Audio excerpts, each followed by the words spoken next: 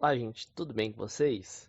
Bom, eu vou entrar, né, na questão que está sendo tão debatida. Eu já ia entrar sobre isso esses dias, mas acabei tendo alguns contratempos, né? Mas eu acho que é praticamente um dever, né, nosso, nos posicionarmos em relação às questões que aparecem assim e que influenciam todo mundo, né? E eu vou aproveitar para tratar desse tema respondendo a um vídeo do Henri Bugalho. E por que eu estou fazendo isso? O Henri Bugalho é uma figura que, para quem acompanha aqui o canal, sabe que não é uma figura que eu gosto de acompanhar, não é uma figura que eu recomendo para você ver como militância, ou como, enfim, como intelectual, ou como alguém para recomendar, assim, ah, não, esse cara aqui fala bem, esse aqui explica bem as coisas. Não, não é. Porém, é um cara que tem uma influência dentro do campo progressista e bem e para o mal, né? Tem uma influência grande. É importante a gente ver o que ele diz, né? Eu, no caso, ver o que ele diz e poder, porque afinal, como ele está no campo progressista, é evidente que uma parte das ideias, pelo menos dele, sejam aproveitáveis, mas uma grande parte, como a gente sabe muito bem, não são. Então, É, é mais ou menos isso que eu faço quando eu venho aqui é, falar sobre Henri Bugalho. Bom, quanto por cento é aproveitável? Pouco. 10, 20%, não sei. Depende do vídeo dele, né? Existem temáticas, evidentemente, que ele vai se sair um pouco melhor e outras que ele vai sair péssimo. Então, não se aproveita tanto assim. Mas a discussão é válida. E para o campo da direita, de modo geral, o Henri Bugalho é visto como alguém de esquerda. Isso é mais prejudicial ainda, né? Uma coisa que eu percebo muito da galera da direita é que eles veem a esquerda como se fosse um campo homogêneo. Isso é uma das coisas mais absurdas que alguém pode pensar, né? Então, é, mas a partir de, e também muita gente que, sei lá, é de esquerda ou é de centro-esquerda principalmente, acompanha o Henri Bugalho e acredita que ele é um cara de centro-esquerda, então tem isso também, né? Bom, então para começar, gente, eu gostaria de explicar, né, que quando eu faço esse vídeo nesse formato, eu vou assistindo o vídeo, acompanhando e fazendo aqui como se fosse um react, só que eu não mostro a parte que ele fala, né? Então, quem quiser ver o vídeo dele para poder entender melhor, pode ver, né? Mas não necessita, acho que não há necessidade de ver, né? Mas, claro, se você tiver curiosidade, quiser entender melhor, talvez seja bom você ver. Mas eu fico vendo e fico meio que reagindo, assim, sem mostrar aqui a parte dele. Ele começa, gente, falando assim, ah, gente, eu sei que muita gente reclama, que eu vou falar de Monarca, vou falar de não sei quem, não sei quem, não sei quem, Constantina, do Moura. Bom, nesse caso em específico, eu acho que ele corre é que o Henry, ele tem uma tese muito simplista da questão é, política, né? E ele acaba caindo nessa guerra cultural entre um progressismo liberal e o neoconservadorismo, onde ele se posiciona nesse progressismo liberal de forma irracional e não filosófica, ao contrário do que era de se esperar dele na postura, ele sendo um filósofo, né? Mas ele infelizmente não se posiciona de uma maneira filosófica, ou seja, de uma maneira mais crítica, né? Não, ele tem teses muito rasas. É muito fácil você esmiuçar toda a tese do Henri Bugalho a respeito da questão política. Ela é muito simplista, muito reducionista e muito ilusória, com um viés excessivamente liberal, né? Um liberalismo identitário, principalmente, né? Então, um cara que tem toda uma coisa pós-moderna, identitária, liberal. Esse é o Henri Bugalho, né? E bem raso, enfim. Mas é claro que muita gente acompanha, gosta dele, sei lá, porque ele é um cara progressista, pelo menos no que concerne as questões de liberdade individual e tal. A gente sabe que a direita, de modo geral, no Brasil, por exemplo, ela pautas das minorias, então a esquerda geralmente defende, né? Só que a questão é, a esquerda ela defende, ela tem que defender mesmo, mas não dessa maneira identitária como como o Henry faz. A forma como o Henry faz, a forma como a direita faria, né? Só que como aqui no Brasil a direita ela tem uma tendência ao conservadorismo, ela não faz, né? Então, enfim, tô resumindo aqui mais ou menos, né?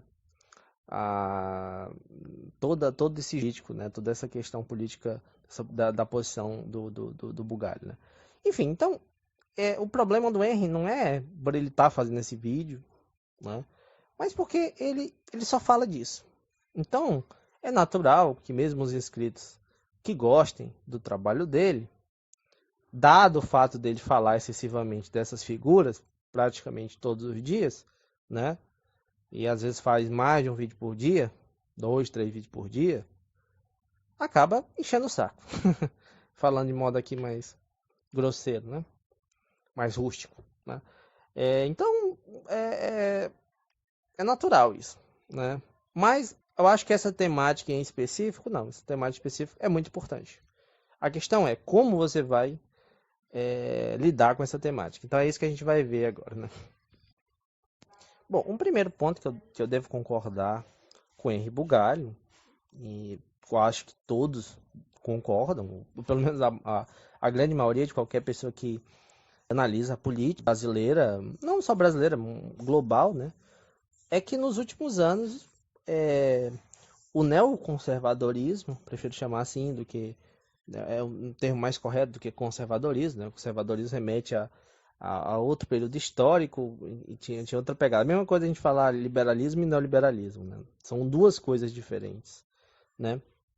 Então ocorreu um fenômeno do neoconservadorismo. Eu acho que em especial no Brasil, né? Não só no Brasil, mas enfim, eu acho que no Brasil de uma maneira mais forte, né? E veio importado dos Estados Unidos, né? E isso acabou influenciando muita gente, né? Principalmente setores já conservadores, né? O Brasil já tem setores bastante conservadores, né? Tivemos um crescimento exponencial dos evangélicos, né? E a gente vê que o discurso dos evangélicos em geral é muito mais fundamentalista e até extremista, né? Do que comparado aos católicos, né? Que tem ainda uma visão do ponto de vista humanista, pelo menos no que concerne ao que a gente vê nos discursos, muito melhor, né? Os discursos neopentecostais, por exemplo, são discursos absurdos, né? De degradação humana mesmo, fundamentalistas, né? Que lembram aí o desses países, né? Árabes, né? Esses países muçulmanos, né? Mais radicais, né? Que adotam uma postura mais fundamentalista das religiões dele. Então, aqui já tinha mente já plantada, né? Para isso e foi regada ali e bom, já sabemos o que acontece, né? Bolsonaro presidente. Então, de fato, o Henry vai falar um pouco desse contexto, né? O que está certo, né? O problema do Henry, no caso, é que ele reduz toda a coisa política a isso, né? A uma luta entre os conservadores e o resto, entendeu? Quando, na verdade, falta muita coisa nessa narrativa do Henry. Vou até falar um pouco disso, né?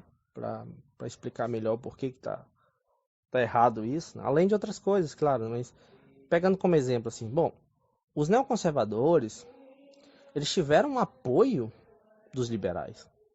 Isso historicamente, quem estuda história sabe que isso sempre aconteceu, né? Mas para pegar o exemplo do Brasil, isso é bem nítido. Hoje essas mesmas empresas, né, que agora estão supostamente ali censurando, perseguindo Alan dos Santos, Nando Moura, esse aqui, foram as mesmas que promoveram esses caras. Esses caras ficaram ricos, ficaram famosos, tiveram milhões de seguidores nas suas redes sociais, no YouTube, no Facebook, no Instagram. E, né, bom, é meio estranho isso. A pessoa para pensar assim, bom, eles foram perseguidos, bom, eles passaram anos e anos sendo fomentados, né?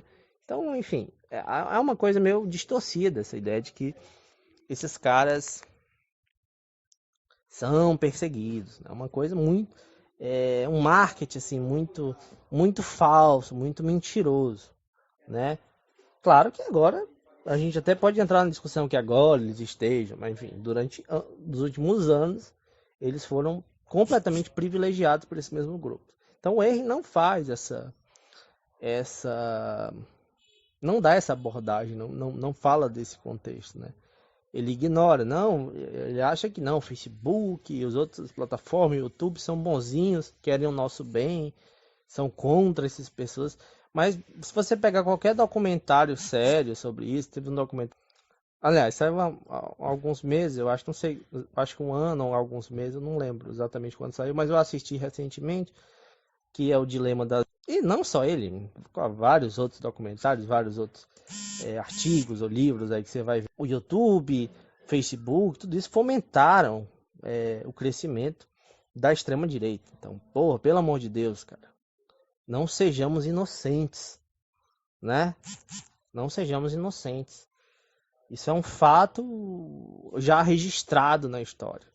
Então, é lamentável uma figura que se coloca como eu sou um filósofo, enche a boca para falar que é filósofo toda vez, dá sempre essa carteirada, mas no que concerne ao conteúdo crítico, que é bom, nada, né? Bom, aí ele lê, né, o texto do Monark, que até que é um texto interessante, sabe? Não que eu concorde 100%, aí a gente tem que analisar, por isso que eu digo, é um tema que a gente tem que analisar com extremo cuidado. Existem pessoas que têm posições dentro da esquerda, né, de liberdade restrita, né, de expressão, né? No caso, o PCO, por exemplo, acho que é o mais conhecido deles, né?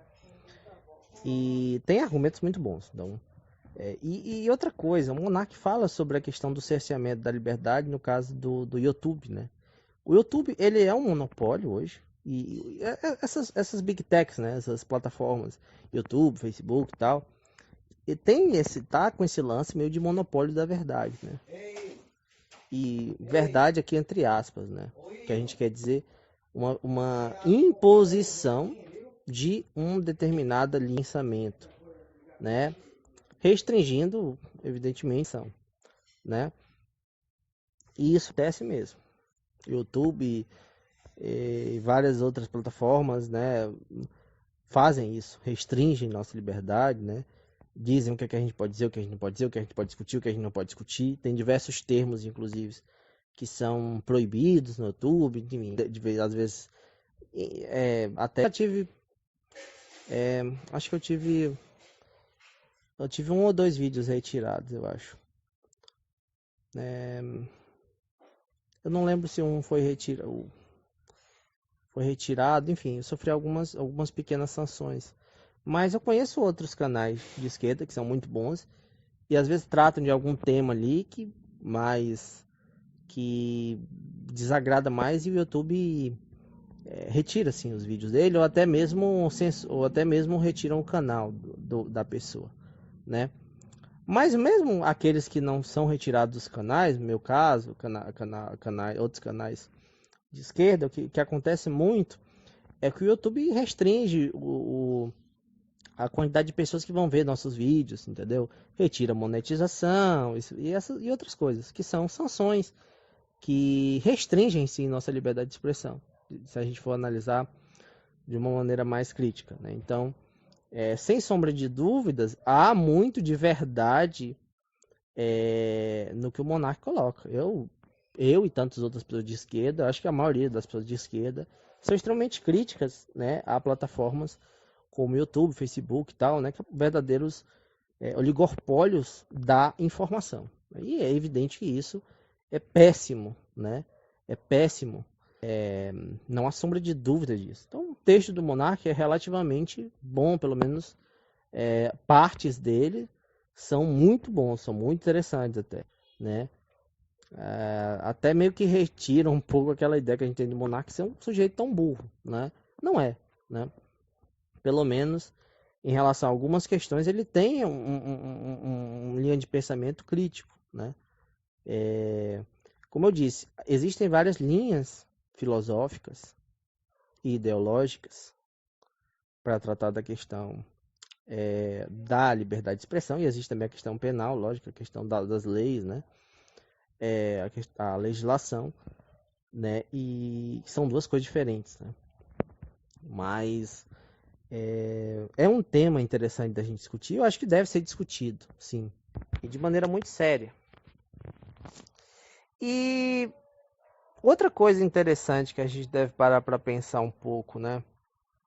O Monark já faz sentido antes.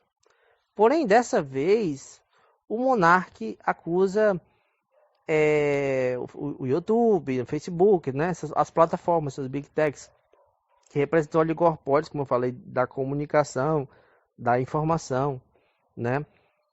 Para falar hoje de poder, a gente tem que falar deles, né? Eu acho que eles estão ali praticamente no centro do poder. Ou se não estão no centro, estão orbitando próximo ao centro do poder global, né? E veja, o monarca sofreu uma sanção agora quando criticou eles, atacou eles, né? Então a gente tem que ter muito cuidado quando a gente for se posicionar em relação a isso, que eu vejo que muita gente vai pela emoção, né? Nem vê o que foi que aconteceu. Ah, o monarca é da direita, é um ultraliberal, é um ANCAP, ou seja, é burro, enfim. Então, né? Acontece isso. Mas veja, pelo menos em grande parte do texto do Monark, a gente pode dizer que pelo menos sei lá, 60%, 70% do texto do Monark fala verdades, fala coisas coerentes, né? E isso eu vejo que muita gente negligenciou. Então esse eu acho que é um dos primeiros pontos. Gente, eu tô ouvindo aqui, eu não tinha lido, eu tinha visto, acho que apenas um ou dois tweets, né, do Monark. Eu tô assistindo aqui o Henry, né, lendo os outros, uma série de tweets. Gente, eu tô impressionado. O texto do Monark tá muito interessante. Sério. O que ele tá falando? É uma das coisas que eu já falei bastante sobre isso. Não recentemente, mas há alguns anos atrás, né? Sobre essa questão desse poder dessas empresas, né? Dessas grandes corporações, Google, Facebook, né? Veja, ele está dizendo, bom, gente, vamos, ironicamente, né? Falando ironicamente, vamos criar um tribunal da verdade. Quem vai ser esse tribunal da verdade? Essas grandes corporações, né? YouTube, Facebook. Caraca, meu, olha a fala do Monark. Cara, é uma fala de uma esquerda radical. Real, séria, né? Olha que interessante. Eu sinceramente, assim, como eu disse, né? Tem coisas que eu li do Monark, né? Que eu achei erradas, achei uma visão errada. Porém, essa parte em especial tá maravilhosa. Colocaria num artigo meu, assim, citaria Monark, que se pode botar de citação, se pudesse, não sei se deve ser um pouco difícil, né? Porque o Monark, do ponto de vista acadêmico, não tem muito respaldo. Não sei, acho que dá para colocar, né, de alguma forma, né? Como um influenciador e tal, né? Mas, assim, interessante. Se a gente for pegar autores bem, vão concordar com o que o monarca está falando, pelo menos nessa parte. Aí o Henry cita de uma maneira criticando, né? Mas enfim, mesmo ele estando criticando, ele cita uma coisa interessante, né? A posição do Greenmount e o fato de ser uma posição bem comum lá nos Estados Unidos. Os Estados Unidos é um país cheio de defeitos, tem muitos defeitos lá. Mas acho que uma coisa positiva, que eu não vou dizer que eu não estou dizendo que é o modelo ideal, mas eles têm uma noção de liberdade mais ampla do que temos no Brasil, né? Eles têm essa ideia de mim assim, não, você pode falar o que quiser, né? Tal. Eu posso discordar do que você diz, mas eu vou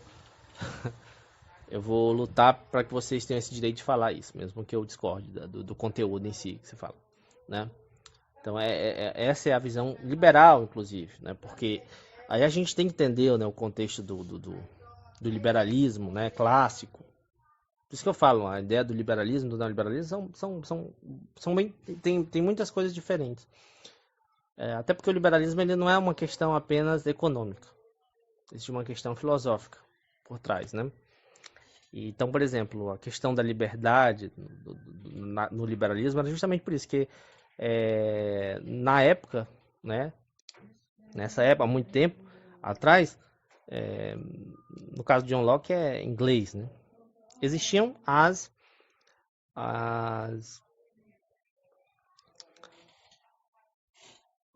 quem estava no poder na época, né, nesses países, no país lá do John Locke, era o poder absolutista.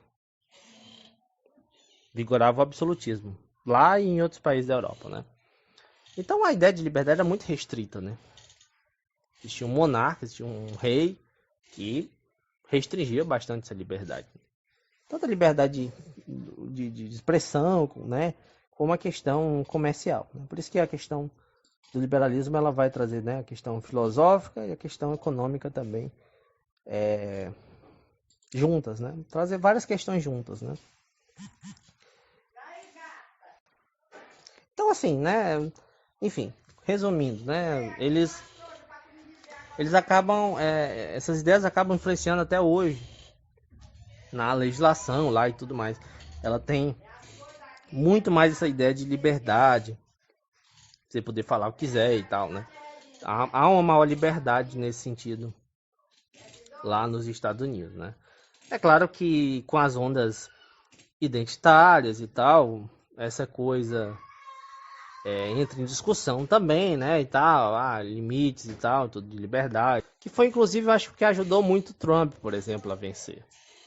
A ideia que ele colocava, né, do político, foi uma das coisas principais que fez o Trump ganhar, muito mais do que o Bolsonaro, porque essa ideia de liberdade praticamente restrita nos Estados Unidos, ela é muito enraizada assim na cultura de lá. Então, você mexer com isso, e é um povo também muito conservador, né? Então, você mexer com isso é dureza, viu? É complicado. Bom, aí o Henry ele vai entrar um pouco na questão filosófica, né? Ali no vídeo. E é interessante a gente trazer essa questão que o Henry coloca de forma crítica, né? Ele vai trazer Rousseau e tal, né? Rousseau, um dos autores contratualistas, né? E o contratualismo influencia muito o Bugalho, né? O Bugalho acredita muito, né, nessa ideia contratualista, mas eu já tenho uma posição bem diferente, bem crítica em relação a essa ideia de contratualismo. Por quê? Ele vai falar sobre a questão assim, o ser humano, no caso do Henry, né, ele vai dizer, dentro da visão do Rousseau a gente vai abrir mão de uma liberdade individual, em alguns casos, por um bem coletivo, né, mais ou menos essa ideia, né, do contrato social. Bom, ela está totalmente errada? Evidentemente que não, né, isso em parte acontece. Só que eu já tenho uma visão um pouco mais crítica, eu acho, em relação a essa questão do contrato social. Porque é o seguinte, gente, na verdade, entra muito a questão de poder e de dinheiro no capitalismo. Sempre tudo envolve poder e dinheiro. Então o que acontece de fato, na prática, é que algumas pessoas têm bem mais liberdade do que outras, né? E essa liberdade ela vai ser definida pelos bens que a pessoa dispõe. O capitalismo basicamente é regido dessa forma. Então, um sujeito que é rico e tal, ele tem liberdade e tal, muito maior, né? Já um sujeito que é pobre, que não tem poder nenhum, é muito fácil que esse sujeito seja cerceado de sua liberdade, enfim, seja preso, seja punido por ter cometido um crime, seja ele qual for, do que um sujeito que seja rico, tenha poder. Então, na prática, essa ideia é um pouco romantizada, essa ideia do contrato, né? Muitas vezes ela serve como um punitivismo para as classes mais pobres, para não fazer aquilo que as classes mais ricas, as classes de poder, fazem sem problema. Até porque os dispositivos legais e tal são regidos por essas classes de poder, né? Então, coordenados a essa classe de poder. Então, essa ideia contratualista, para mim, ela acaba sendo muito rasa e muito idealista, muito falsa, né? Não representa o real, o que acontece na realidade. Aí o Henry fala outra coisa, né? Dos filtros que haviam, né? Das editoras e tal, na época ali do iluminismo, né? Que é quando é inventada a imprensa, aí surgem diversos jornais impressos, revistas, livros, né? Aquilo há uma facilidade, mas ele vai falar que não, mas haviam filtros ali, né? Ou seja, nem toda ideia era passada, havia um certo filtro. Ou seja, implicitamente o Henry está dizendo, né? Praticamente explicitamente, que ele é meio que contra a internet, ou pelo menos a internet tal qual ela surgiu, no sentido de todo mundo poder falar e tal. E eu discordo bastante do Henry Bugalho. Porque esses filtros que existem, são filtros que existiam, né? Eram filtros extremamente elitistas. Você imagina como uma pessoa que se interessasse às vezes por estudar, mas não fosse uma pessoa pobre, por exemplo, ela não tinha acesso às universidades, às grandes obras e tudo mais, né? Muitas vezes, geralmente, até não sabiam ler, né? Eu acho que nessa época, a grande parte, né, a grande maioria da população não sabia ler, escrever, então, enfim, havia toda uma restrição, né? E, enfim, hoje em dia, depois, né, assim, começou a ter essa ideia de escolas públicas, universidades e tal, né, com um pouco mais de amplitude, né, em termos de acesso, né. E então, assim, o Henry aparentemente ele não aborda de modo muito crítico essa questão, né? Ele meio que dá um passa-pano ali para esse elitismo intelectual desse período. Uma outra coisa é o seguinte, né? O que é uma coisa ruim, uma merda, uma ideia bosta? Por exemplo, em muitos casos, o Henry para mim é péssimo. Agora, eu nunca falei, nem nunca falaria, nem nunca pensaria na ideia de querer que não existisse o Henry Bugalho, que eu restringisse, mesmo se eu tivesse o poder, né? Eu tenho o poder de censurar, vamos supor aqui, né? Uma suposição.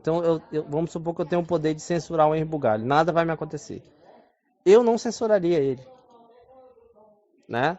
O que eu defendo é que, não, ele tem o direito de falar e eu tenho o direito de respondê-lo, né? Eu tenho o direito de respondê-lo.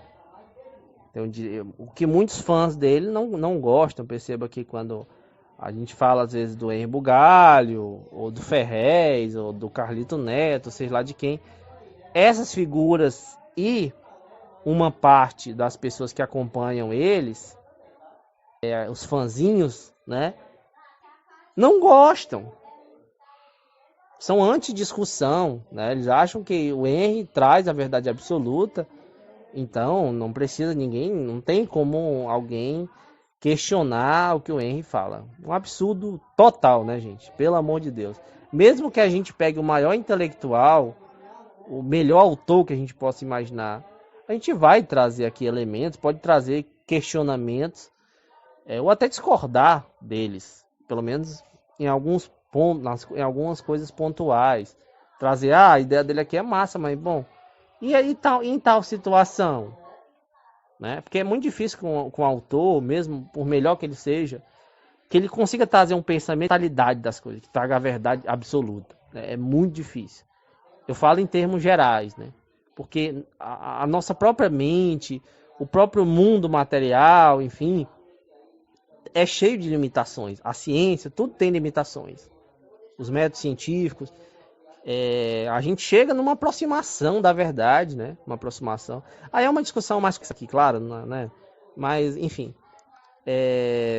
uma discussão acadêmica bem complexa, filosófica e tal. Mas, enfim, o que eu estou querendo dizer é o seguinte: mesmo um grande autor, a gente pode trazer alguns pontos de divergência, e mais como o Henry Bugalho, que do ponto de vista acadêmico não representa absolutamente nada, né? Um cara que se formou e tal em filosofia, como milhares e milhares de outros caras, né? Alguns bons, outros ruins. Então, enfim, ele pode ter o seu, pode até gostar, achar interessante, mas outras pessoas têm o direito de criticar o Henry Bugalho ou de não gostar nem um pouco da sua produção. Aí tem uma coisa, tem um momento bem interessante, né? Onde ele vai falar sobre a questão de hoje, como é, né? Hoje em dia é diferente, né? Mas ele vai dizer que os mecanismos da internet, não sei o que, quem acha que a internet é livre, não está errado.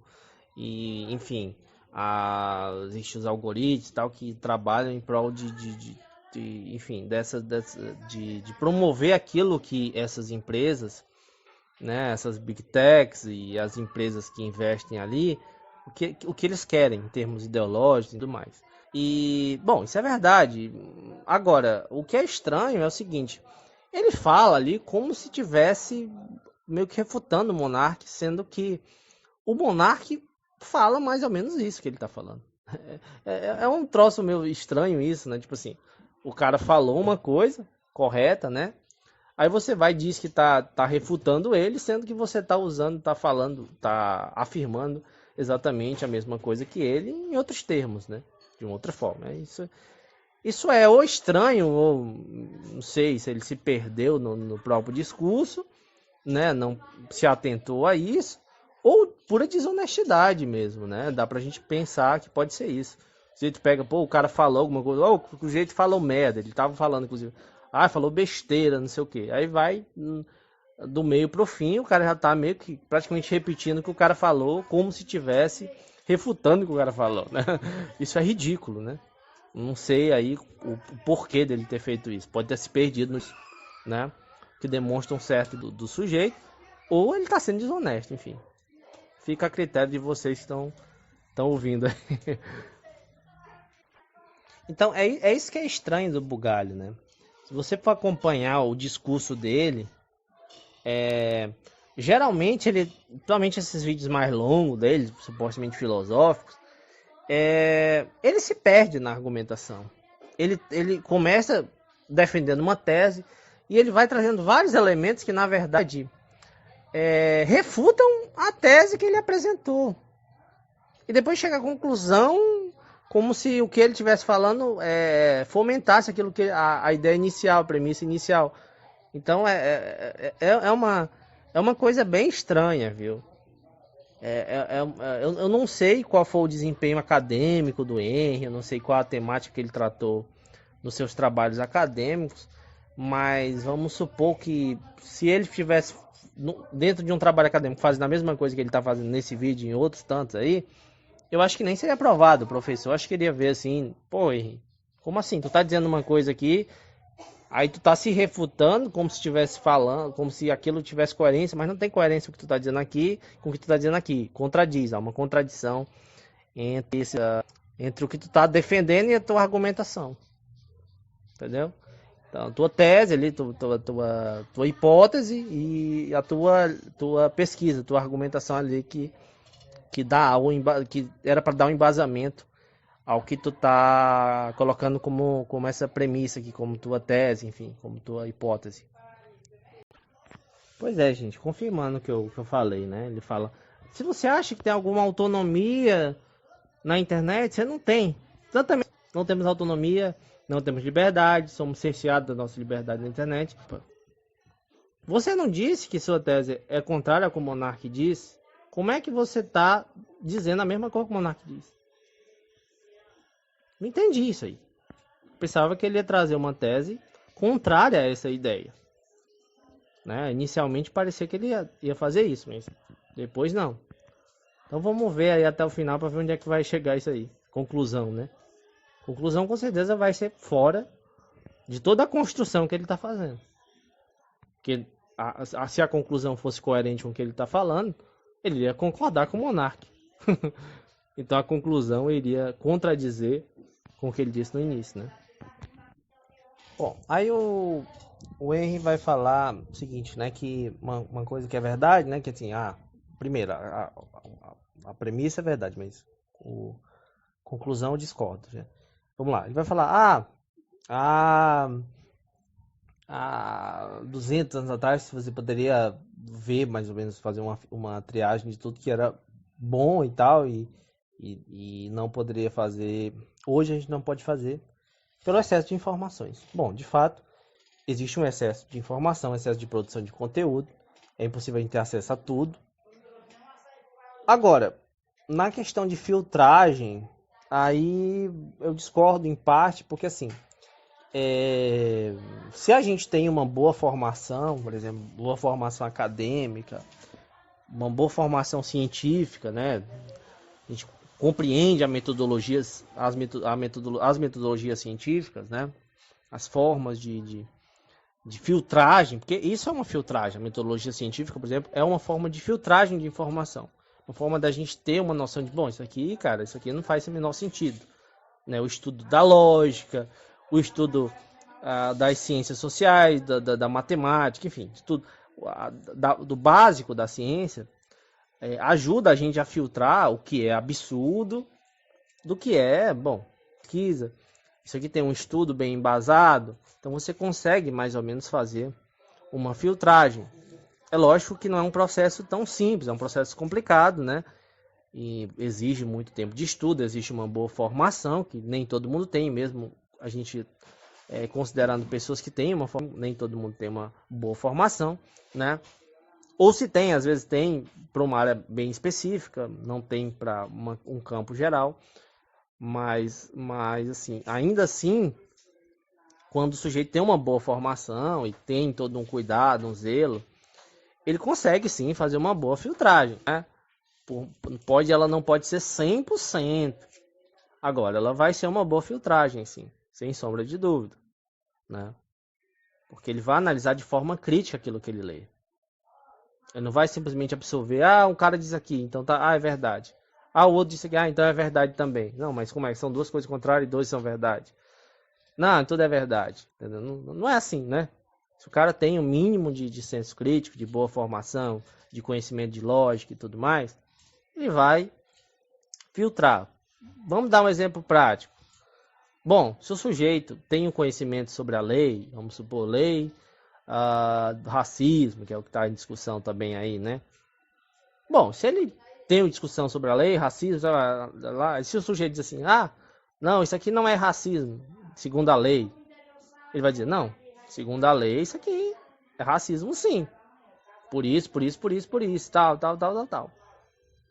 Então, formação acadêmica, ela é justamente para o sujeito ter essa filtragem. É lógico que ela não vai ser absoluta, né? Porque os temas são amplos, são complexos. Então, tem que estar em contínua formação e nunca vai saber de tudo, mas enfim. Mas ele não dá para negar que vai ter uma filtragem boa, né? Aí, gente, a gente chega ao problema do Henry aí na narrativa dele. Chega num problema muito sério. Mais ou menos no minuto 12 aí, 11, 12. O que ele vai falar? Vai falar o seguinte. o que a gente recebe de informação nessas plataformas, que é um fato, né? Deixando bem claro, é baseado naquilo que a gente pesquisa e tal. Então, a gente não tem campo, é um viés de confirmação, né? Mas a questão é o seguinte: o nosso processo de conhecimento não deve ser baseado em rede social. O conhecimento que eu tenho para fazer a análise desse seu vídeo, do vídeo do Monark, não é baseado no que eu vejo no Facebook. Pelo amor de Deus, se fosse eu estaria... Não, Deus me livre. Claro que não, né? É baseado no conhecimento acadêmico, de bons livros e tal, passando por toda essa triagem que você fala aí, que não existe de fato na internet. Aí é que está a grande questão. Hoje em dia, o sujeito não pode querer, eu quero ser um intelectual. É uma crítica que eu faço, inclusive, a muitos sujeitos aí na internet, que faz suas análises baseadas apenas em vídeo de qualquer pessoa que ele nem sabe quem é. Sendo que o sujeito não tem formação nenhuma, o sujeito não lê porra nenhuma. Então, aí é que está a grande questão. O sujeito não deve ir para a internet como uma tábula rasa e absorver ali, aí pegar, estou pesquisando isso aqui. Infelizmente, a gente sabe que sim, um sujeito como o Monark ou diversas outras pessoas, sim, de fato, vão agir dessa forma, né? Porque elas não têm a formação, visam a formação acadêmica, né? Houve todo um... Na verdade, essas plataformas trabalharam contra o senso crítico, contra uma formação acadêmica, atacaram as universidades, atacaram os professores, os estudantes universitários, e atacam até hoje, né? Justamente por isso, porque é nesse ambiente acadêmico, nesse ambiente universitário, que a gente vai aprender a fazer essa filtragem. Aí o outro que a gente vai falar que antes a televisão, não sei o que, tinha os filtros. Não, cara, esses filtros que regiam a imprensa de modo geral, enfim, esses órgãos de imprensa, a maioria pelo menos, né, tirando aqueles mais independentes, são regidos pelas agências de notícia. Então não são órgãos confiáveis, não. O confiável em termos de fazer a triagem e fazer esse filtro é a academia, cara. Não é a produção acadêmica, não é TV, jornal. Porra, mancho, você já leu uma revista Veja, essas porcarias aí? É uma porcaria, cara. São panfletárias. Defendem o mercado do qual elas fazem parte. Elas querem vender. Elas são empresas. É diferente da produção acadêmica. A produção acadêmica ela não se baseia nisso, nessa ideia de mercado, de vender. Não, mas a imprensa, de modo geral, ela se baseia nessa ideia. Tanto que os títulos e as reportagens são ultra sensacionalistas, são completamente tendenciosas. Entendeu? Por isso. Porque o objetivo deles é vender, não é dar uma boa informação, não há uma filtragem. Claro que existe uma certa filtragem mínima, sim, né? Mas há diversos mecanismos de manipulação ultra sofisticados. Então, eles, mesmo dizendo verdades, ou pelo menos meia verdade, eles conseguem induzir de modo errado. E a gente pode classificar várias mentiras também que a imprensa brasileira, por exemplo, recentemente disse. Por exemplo, quando a imprensa levava lá supostos economistas, né, mas enfim, extremamente tendenciosos, e dizia que tem que aprovar a Previdência porque o Brasil vai crescer não sei quantos por cento, vai gerar milhões de empregos. Cadê esses empregos? Não, arrombam na Previdência. Vários autores demonstram que era falsa essa ideia. Então, a imprensa ela age de um modo parcial e visando os seus interesses econômicos e os interesses dos grupos do qual elas fazem parte, dos grupos de poder que elas fazem parte. Então, não é acreditar que tudo que a imprensa diz é verdade, de forma cega. Isso aí é burrice.